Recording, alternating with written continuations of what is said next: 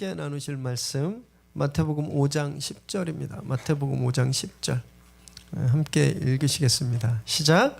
의를 위하여 박해를 받은 자는 복이 있나니 천국이 그들의 것임이라. 한 번 더 읽을까요? 시작. 의를 위하여 박해를 받은 자는 복이 있나니 천국이 그들의 것임이라. 아멘. 오늘 우리에게 주신 하나님의 말씀입니다. 지난 시간에 저희가 화해를 이루는 자의 축복, 하나님의 자녀라, 하나님의 아들이라 딸이라 불리게 될 거다라는 축복을 나누었죠.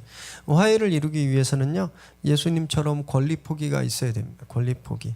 내 권리가 십자가에서 소멸되지 않으면 남을 이해할 수도 없고 억셉트할 수도 없기 때문이에요.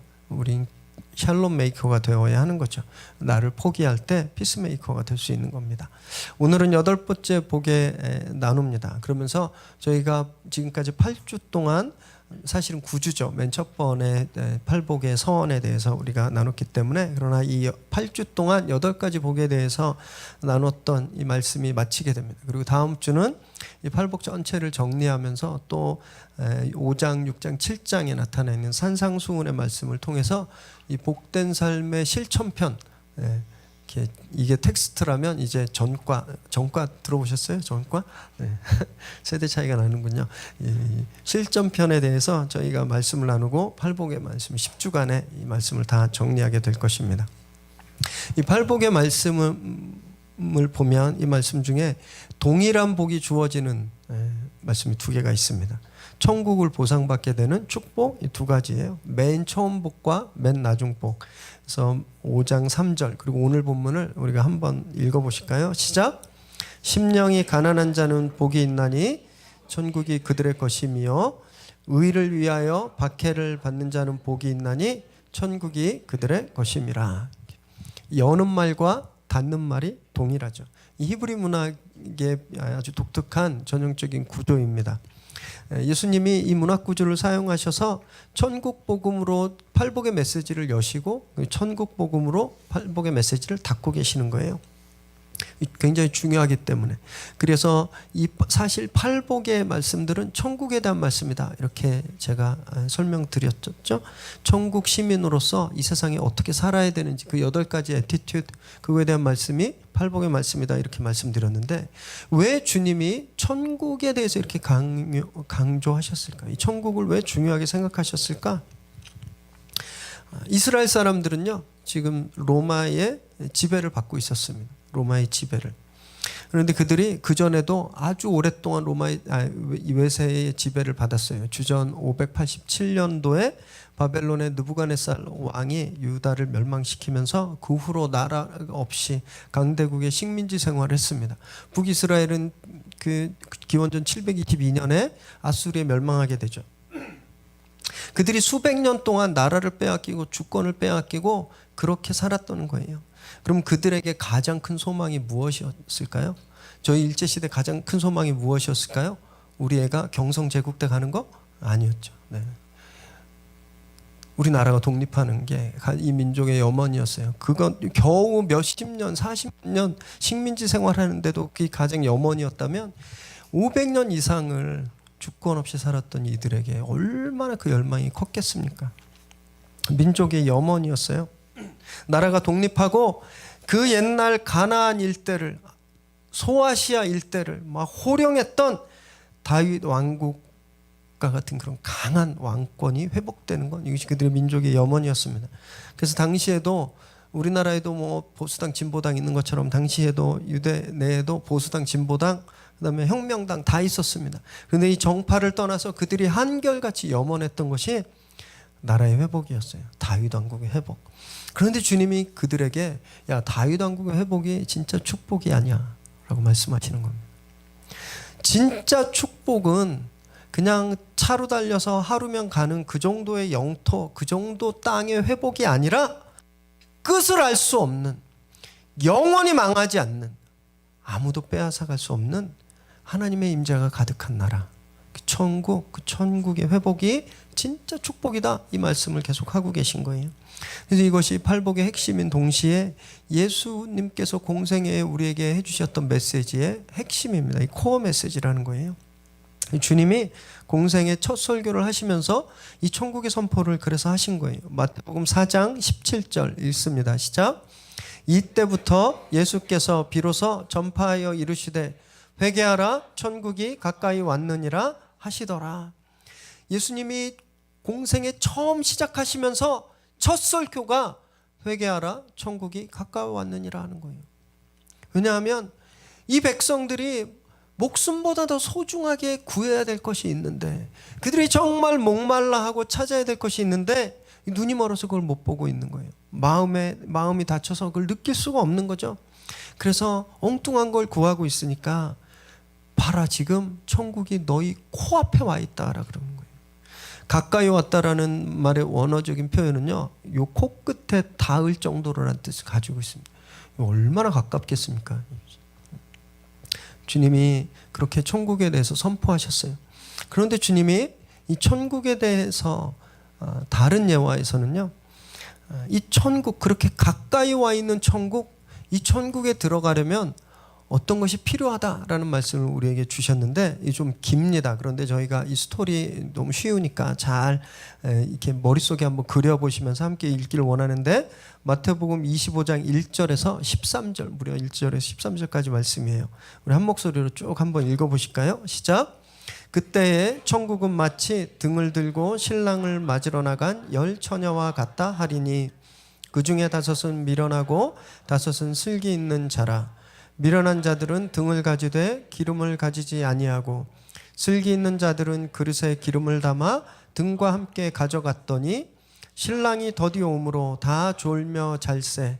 밤중에 소리가 나되 보라 신랑이로다 맞으러 나오라 하매 이에 그 처녀들이 다 일어나 등을 준비할세. 미련한 자들이 슬기 있는 자들에게 이르되 우리 등불이 꺼져가니 너희 기름을 좀 나눠 달라 하거늘 슬기 있는 자들이 대답하여 이르되 우리와 너희가 쓰기에 다 부족할까 하노니 차라리 파는 자들에게 가서 너희 쓸 것을 사라 하니 그들이 사러 간 사이에 신랑이 오므로 준비하였던 자들은 함께 혼인잔치에 들어가고 문은 닫힌지라. 그 후에 남은 처녀들이 와서 이르되 주여 주여 우리에게 열어주소서. 대답하여 이르되 진실로 너희에게 이르노니 내가 너희를 알지 못하노라 하였느니라. 그런즉 깨어 있으라. 너희는 그날과 그때를 알지 못하느니라. 아멘. 너무 잘 알고 계시는 스토리죠. 10 처녀의 비유, 그죠? 10명의 아가씨들이 신랑을 마중하러 나갔다고 되어 있어요. 이 이스라엘 풍습을 예수님이 사용해서 예화를 드신 건데, 이스라엘에 보면 신랑이 자기 집에서 잔치를 하고 일행을 이끌고 신부 집으로 옵니다. 그래서 신부 집에서 머물고 신부를 데리러 가요.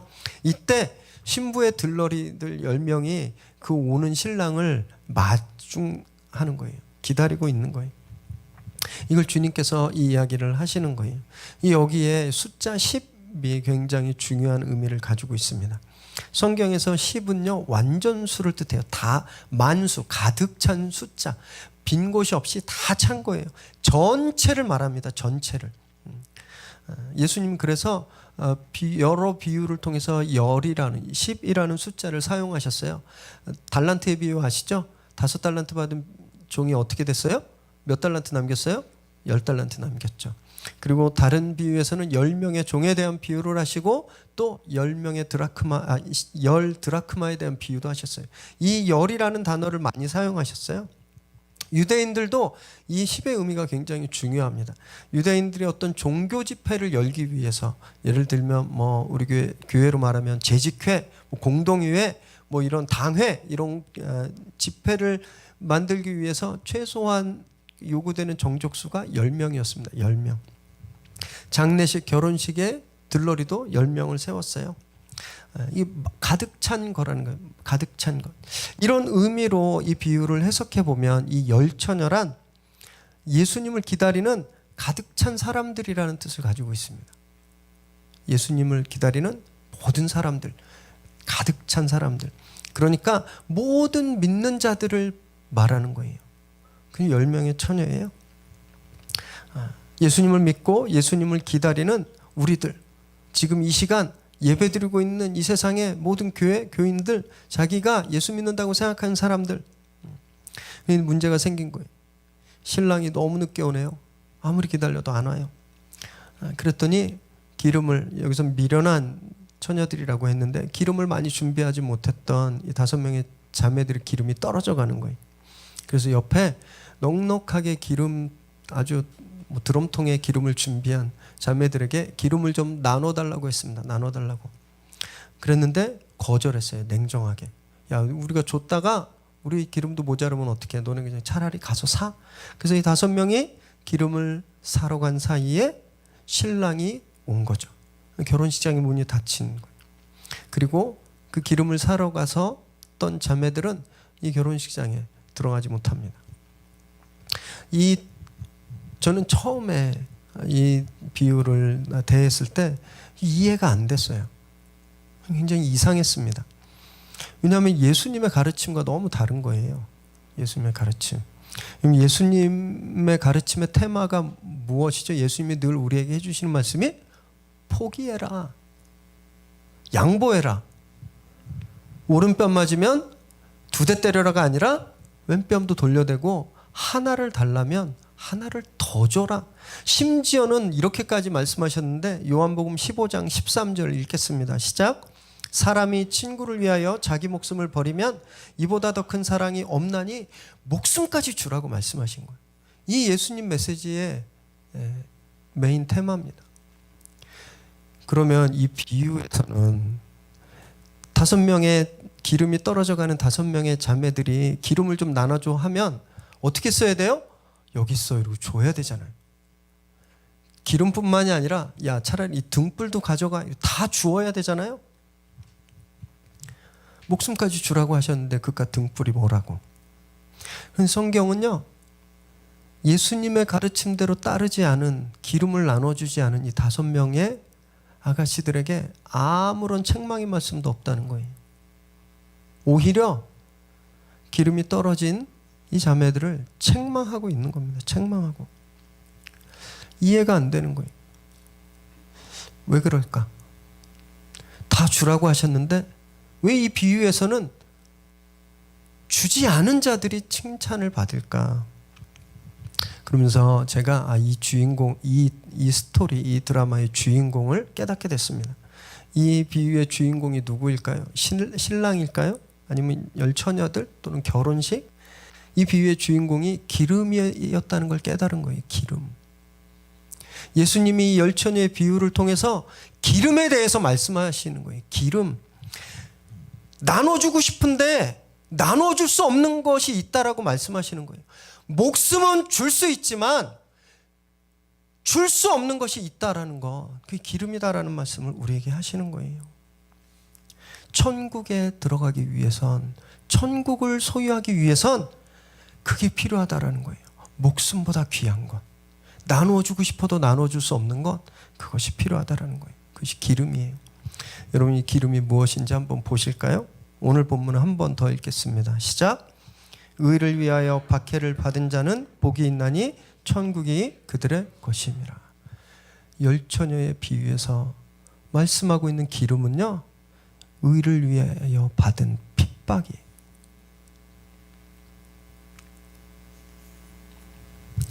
네 번째 복, 저희가 나눌 때 의에 줄이고 목마른 자의 축복에서 의는 윤리고 도덕이고 세상 관점이 아니라 예수 그리스도라고 저희가 살펴보았잖아요. 그렇기 때문에 이 말씀은요, 예수님 때문에 박해를 받은 이라는 말이에요. 그것이 천국에 들어갈 자격이라는 겁니다. 그래서 나눠줄 수 없다고 말씀하시는 거예요. 내가 가진 돈은 나눠줄 수 있습니다. 옷도 벗어줄 수 있어요. 명예도, 심지어는 생명까지 줄 수 있지만 예수님 때문에 당한 고난은 주고 싶어도 줄 수 없는 거예요. 남이 빼앗아가려 해도 빼앗길 수 없다라는 거예요. 저희 어머니께서 믿지 않는 가정에 시집 오셨습니다. 아주 스터번한, 아주 다 돌아가셨으니까 아주 고리타분한 시골 양반집에 시집 오셨어요. 그래서 온 식구들을, 가족들을, 친척들을 전도하는데 30년이 걸렸습니다. 30년. 제가 어렸을 때 그런 기억들이 나요. 막 교회 부흥에 앉아 있는데 막 밖에서 큰아버지가 와서 막 소리치는 거예요. 그래서 데리고 가고, 예수 믿는다는 것 때문에 손 아래 시누이들한테 모욕당하고 욕까지 들으시고, 제사 때마다 큰 집에서 모이면 그렇게 너무너무 힘들었어요. 저는 그게 트라우마였어요. 트라우마. 근데 제가 엄마한테 이러는 거예요. 엄마, 그때 너무 힘들었지. 그거 나한테 줘. 내가 나눠 가질게. 그러면 저희 어머니가 받으셨던 그 고난과 핍박을 떼서 저한테 줄 수 있으실까요? 못하는 거예요. 오늘 어머니가 너무 힘들어서 저희 아버지한테 당신 이것 좀 가져가세요 하고 줄 수 있나요? 그럴 수 없는 거예요. 주님 때문에 당한 핍박은 오로지 그 당사자에게만 남아있는 겁니다. 당사자에게. 감사한 건 저희 친척들이 지금 다 교회 다니시고, 저희 큰어머니는요, 그 막 1년에 제사상 몇 번 차리셨던 큰어머니는 지금 하루 종일 기도하시는, 교회에서 기도하시는 권사님 되세요. 그래서 날마다 위례 새로운교회를 위해서 기도하세요. 그리고 사촌 누나는 필리핀 선교사가 됐습니다. 지금 건강 때문에 한국 와 계시지만 선교사세요. 예수님 때문에 당하는 핍박, 여러분, 그건 누가 뺏어갈 수 없는 거예요. 내 목숨은 누가 뺏어갈 수 있지만 그건 온전히 내 거라는 겁니다. 그래서 나눠줄 수가 없는 거예요. 저희가 착각하지 말아야 될 게 있습니다. 이 박해라고 해서 이게 다 같은 박해가 아니라는 거예요. 사람들이 저를 막 교회 다닌다고 미워해요. 막 따돌리고, 야, 이게 진짜 말로만 듣던 의를 위한 핍박이구나 이렇게 생각했는데, 알고 보니까 내가 너무 얌체처럼 굴고 약삭 바르고 사기치고, 그래서 사람들이 저를 미워하는 거예요. 회사에서 팀장님한테 제가 오늘 교회 저녁에 집회가 있어서 정시에 퇴근해야 되겠습니다 이렇게 얘기했더니 팀장님이 막 노발대발하는 거예요. 네가 정신이 있어 없어? 교회만 가면 다야, 막 이렇게 하니까, 야, 이게 성경에 써 있는 그거구나. 성경에 써 있는 의를 위한 핍박이구나 이렇게 생각하는데, 이 사실 알고 보니까 그게 아니에요. 출근해서 아침은 2시간, 3시간 사우나 갔다 오고, 점심 먹으러 와서 커피숍에서 막 시간 때우고, 사무실에 앉아서 스마트폰 가지고 톡하고, 이걸 팀장님이 참고 보다가 교회 간다고 하니까 화내시는 거예요. 주일에 교회 가려고 그러는데 남편이 교회 가지 못하게 막 핍박해요. 주여, 제가 드디어 의를 위한 핍박을 당합니다 이렇게 했는데, 알고 봤더니 걔 잘못 들어서 돈 날리고, 시댁 식구들 만날 때마다 싸우고, 집에서 홈쇼핑 보다가 쓸데없는 물건 계속 충동구매해서 막 이만큼 쌓여있고, 이 남편이 이게 화를 참다가 교회 간다니까 확 터져버린 거예요. 여러분, 이런 고난이 오늘 본문에서 말씀하고 있는 의를 위한 핍박일까요?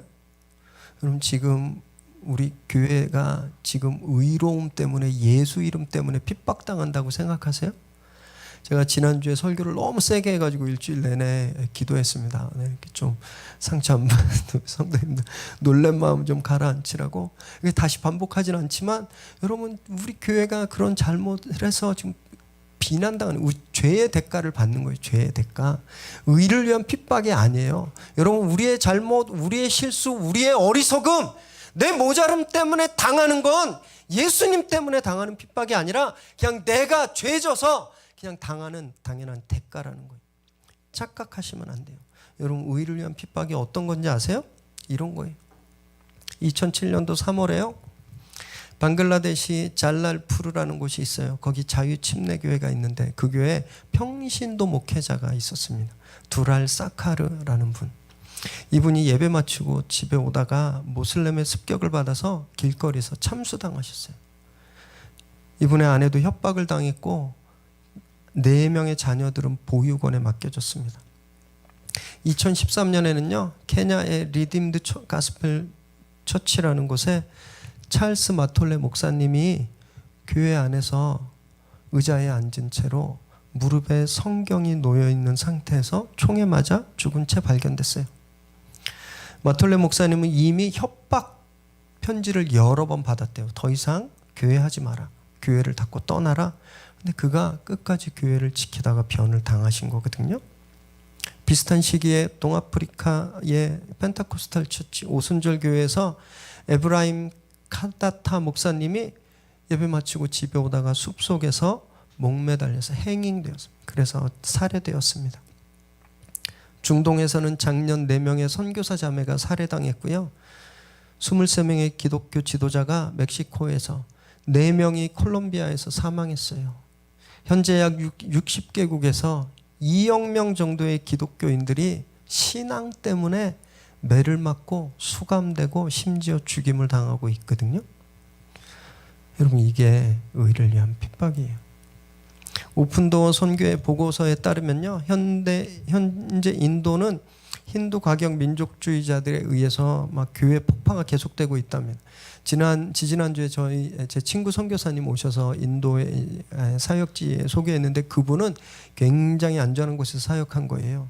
일부러 저희 마음 불편해질까 봐 이런 현상들을 말씀 안 해주셨는데, 2014년 5월에 모디라는 사람이 압도적인 지지로 선거에서 승리했거든요. 그 후에 이런 핍박이 더 거세졌다는 거예요. 힌두 급진 민족주의자들이 지금 60만 명 이상이 교회를 탄압하고 다른 종교를 없애기 위해서 헌신하고 훈련되어 가고 있다고 합니다. 현재 델리에 있는 많은 목사님들이 매질을 당하고 교회가 불타고 괴롭힘 당하는 사건이 한 달에 무려 40건씩 경찰에 보고되고 있대요. 지난 한 해만 8명의 기독교인들이 신앙 때문에 살해되었어요. 인도 교회는 세계에서 2번째로 큰 교인 수를 가지고 있습니다. 약 6,400만 명. 엄청난 규모인데 이들 중에 절반 이상인 3,900만 명이 직접적이고 간접적인 방해를 당하고 있는 거예요. 신앙 때문에, 믿음 때문에 죽임당하고 고문당하고 매맞는 건 성경에만 나오는 전설의 기록인 줄만 아셨죠? 지금 우리가 이렇게 예배드리고 있는 지금 이 시간에도 지구 저편에서는 누군가가 예배 시간에 폭탄 테러로 순교당하고 있고, 예배 올 때 목숨을 걸어야 하고, 많은 자매들이 개종했다는 이유 하나만으로 가족에서 버려지고 성폭행 당하고 채찍질 당하고 있다는 거예요. 지금 이 순간에도.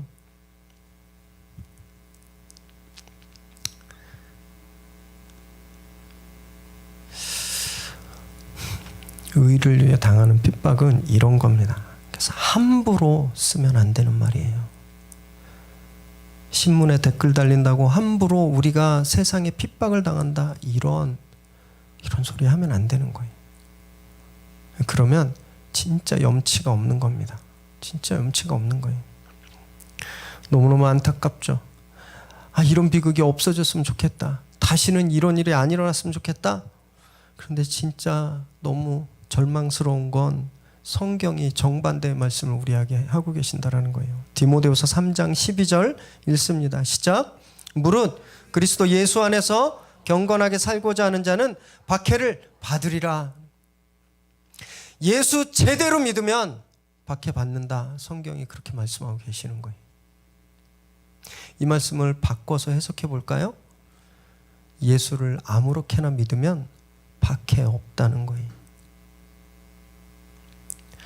말씀 묵상하는데 제 심장에 막 날카로운 비수가 팍 꽂히는 것 같았어요. 지금 목사잖아요. 매일 기도하고 말씀 보고 그리고 설교도 하는데 왜 나는 박해가 없을까? 왜 예수님 때문에 뺨 한 번 맞아본 적 없을까? 살면서 지금까지 신앙 때문에 목숨을 위협받아 본 적이 왜 한 번도 없을까? 이게 내가 진짠가? 이런 생각이 드는 거예요. 너무너무 괴로운 거예요. 사랑하는 여러분, 우리 진짜 믿음 생활 잘하고 있는 거예요. 성경은요, 너네 예수 믿으면 잘 돼. 예수 믿으면 막 병이 막 낫고, 예수 믿으면 안 되던 사업 막 잘 되고, 성경이 이렇게 말씀하지 않으셨어요. 또는 너 예수 믿으면 어쩌면, 너 진짜 잘 생각하고 믿어야 돼. 너 예수 믿으면 어쩌면 힘들어질 수 있어. 이렇게도 말씀하지 않으셨습니다. 성경 우리에게 분명히 말씀하고 있는 것은 너희가 예수를 잘 믿으면 박해를 당한다라고 말씀하셨어요. 그런데 우리는 예수를 잘 믿으려고 노력하지 않고 내가 잘 되려고 노력한다는 거예요. 예수를 잘 따르려고 기도하지 않고 내 문제가 해결되길 위해서 기도한다라는 거예요. 진짜 창피한 고백인데 제가 그렇게 하고 있었더라고요. 제가 교회 개척하고서 계속 하나님께 기도했던 건요, 하나님 교회 빨리 부흥시켜 주세요. 우리 한 100명은 빨리 넘게 해주세요. 1년 안에 자리 잡게 해주세요. 저 설교 잘하게 해주세요. 제가 이런 기도 하고 있었다는 거예요. 이런 기도. 하나님, 제가 주님 때문에 미움받게 해주세요. 그래서 내 신앙이 진짜라는 것을 증명하게 해주세요.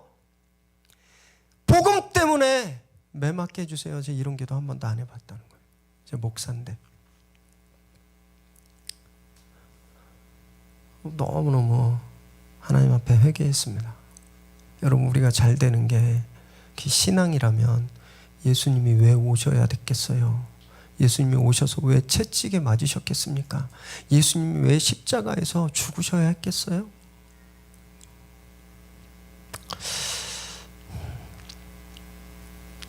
마음이 막 무거워지시죠? 와, 이거 괜히 믿음 생활 괜히 했나? 후회되거나 또는 야, 앞으로 신앙생활할 거 진짜 걱정된다, 너무 고통스럽고 비참하겠다, 이렇게 생각되세요? 천만의 말씀입니다. 사도행전 7장 55절 56절 함께 읽습니다. 시작.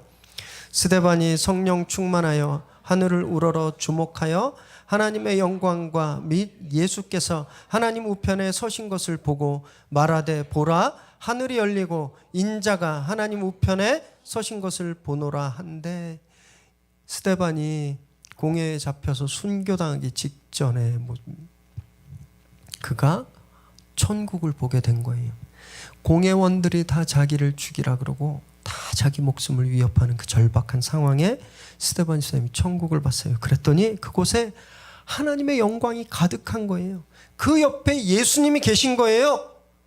스데반 집사가 이 순간에 우울했을까요? 비참했겠습니까?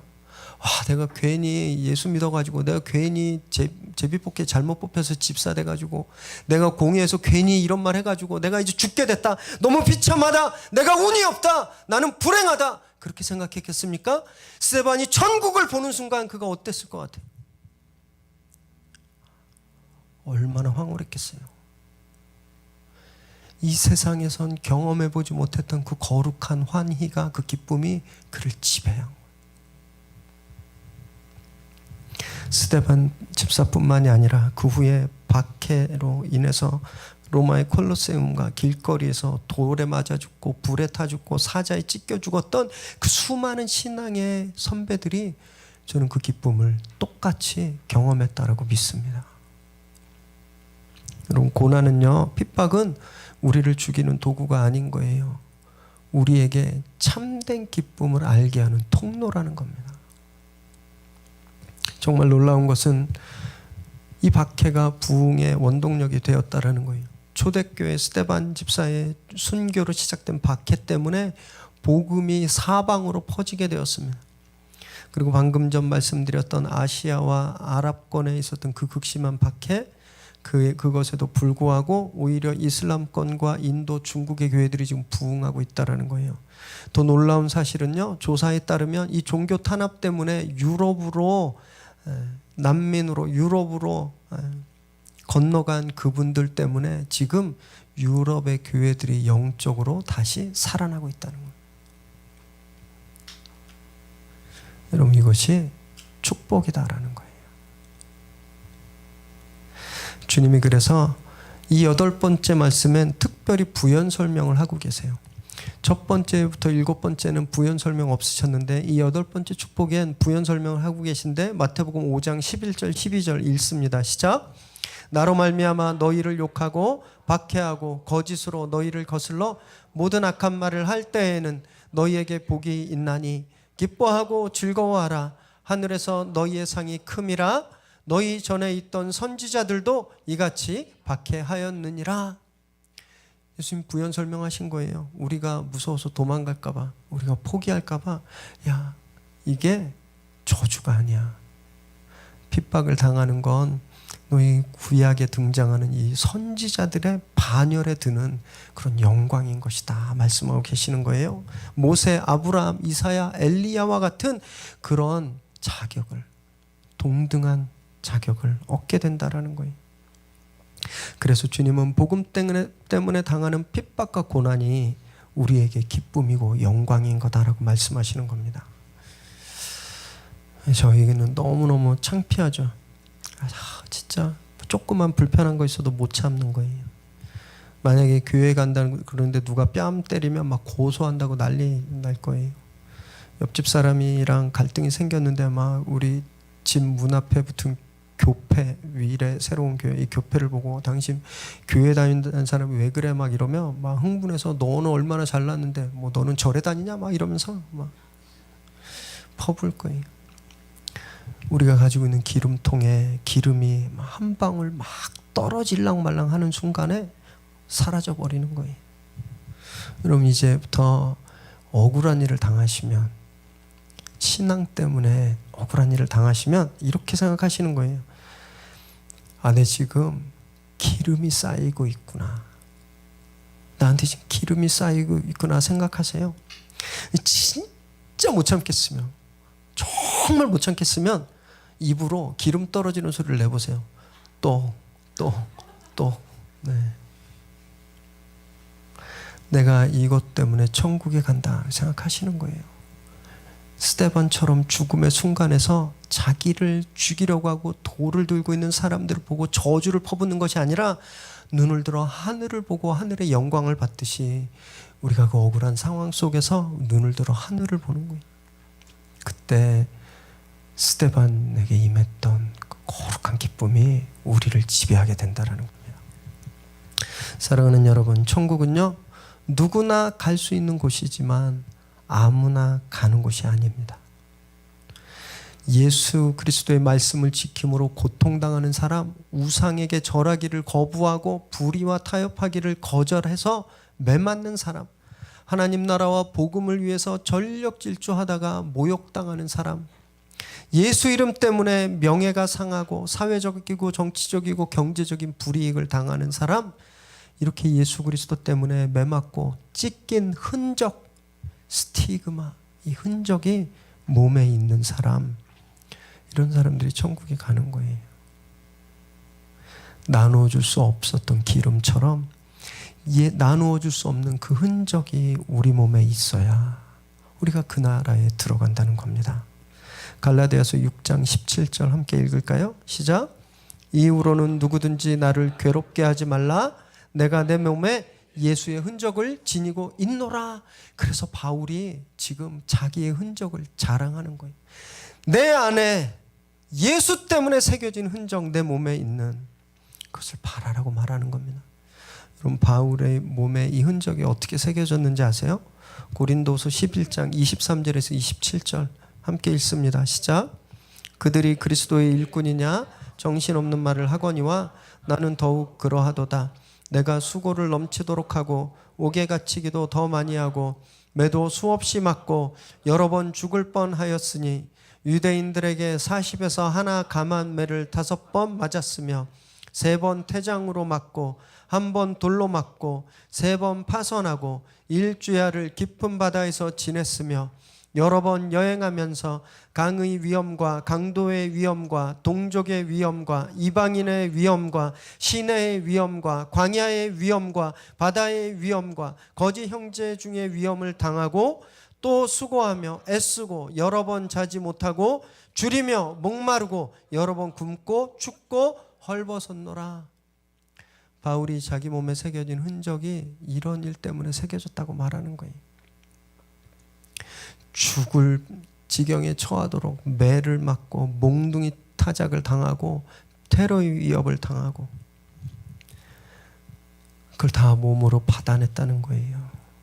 그래서 그 몸에 예수님 때문에 새겨진, 지워질 수 없는 그 스티그마, 그 흔적이 남아있다라는 거예요. 여러분, 우리에게는 어떤 흔적이 있나요? 어떤 흔적이 있으세요? 욕심의 흔적, 탐욕의 흔적, 분노와 정욕의 흔적, 두려움과 비겁함의 흔적. 여러분들, 우리 이런 게 있다면 어떻게 우리가 주님 앞에 설 수 있겠습니까? 누가 욕하고 때리면요, 감사하시기 바랍니다. 모욕하고 비방하면 기뻐하세요? 이 흔적이 생기는 거예요. 흔적이. 누가 가져갈 수 없는 흔적이. 우리 몸에 그렇게 예수의 흔적이 새겨지게 되기를 바랍니다. 그래서 당당하게 천국에 입성하는 저와 여러분 되시기를 주님의 이름으로 축원합니다. 기도하겠습니다.